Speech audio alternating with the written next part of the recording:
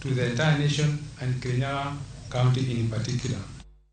Moko kuom jopur e kaunti ma Migori dwaro mondo tim nonro e yo ma omenda maloyo bilion 4 mane oket tenge mar gero kar pur mar Lower Kuja Irrigation e sub-county ma Nyatike osetigo ka ochakore higa mar 2012 e seche ma bende penjo thoth e wi yo ma idhi tim chudo ne jogo mane ochiwo lopegi ne piny owacho. Lendo no manogol kod bad migaono mar piny owacho mong'ere kaka National Irrigation Authority nigi seketo omenda tenge mar milion 28 ma ichulogo jogo eko mane ochiwo lopegi ne piny owacho e kar gedo mar Lower Kuja Irrigation Scheme osekelo mor ne moko kuom wege lopego ma osebedo ka ito chudo margi kuom higni malach. Lendo ni kata kamano bende komachielo koro medo kelo paro mathoth kaachiel kod penjo ma opogore opogore. National Irrigation has already appropriated funds for compensation, around 28 million, to compensate the farmers who were not compensated previously. Sani ka gidwa time to chik nyaka gilu na kapok chik no luore to watugo onge gima nyalo time Kenya ka kinyume ya sheria. Jodono Manyatike to modege wacho ni gima ong'eyo en ni chudo ma onego mi jogo duto mane ochiwo lopegi romo milion 55 ma ok milion 28 ma ichiwo kod dwoli ma National Irrigation Authority. Mano wadwaro kaka jo Nyatike en ni gini onego watieke ma ok chako dok kendo.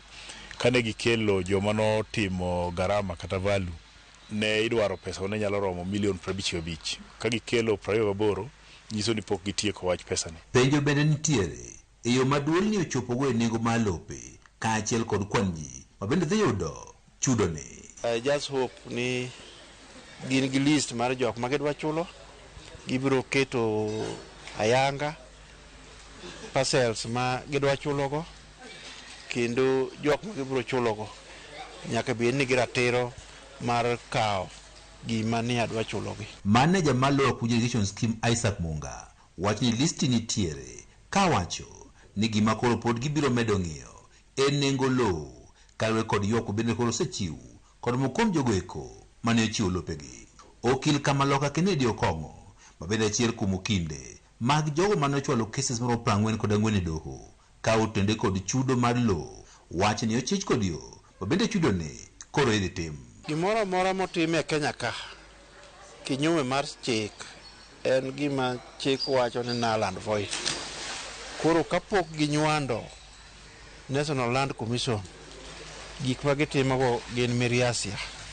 Onge kaka pesa sirkal inyal kaw ni miyo ng'ama project o affect ka ok ka National Land Commission ok obedo involved. E kinde limbe margi e kaunti ma Migo Jumachiel mokalo, jakom mar bodno man National Irrigation Authority Midusa Gilbert Maluki ne yango ni gedo mar kar purne ma pok otieki dhi nyime ka chakede mar 6 mar higani. Ma bende koro kelo penjo e yo ma omenda mane oket tenge ne kar purne omenda maloyo bilion 4 osebed ka itiyo godo ka chakiga mar 2012. We are looking at bringing the contractor for the infrastructure will be on the ground by June latest, at least to finalize some jobs which are pending. They are trying to work backwards. It just connotes one thing, that there is a problem with the implementation of that project, and the government knows the people who messed it. They should follow those people. Jopur wacho ni re mar piny owacho tieko gedo mar kar purne koro sethiro chendo mag pur. Digol gima ikayo ne puodho magi kumidware en cost mani malo nikech onge yo miting'o go gigi kigolo kuonde ma gintie ko ok inyal motorize koro chuno ni nyaka tingi manually ma the cost bedo malo. Kuom acres 19 mag puothe ma oket tenge ne kar purne mana maromo acres 4,500 kende ema sani pi osechope kendo chenro mag pur koro dhi nyime. George Juma, Ramogi TV, Migori. Kaunti ma Siaya e kaunti motelo e chwalo chenro mag doho machiegni kod jopiny. Justice Anne Koros ma doho mamalo mar Aluora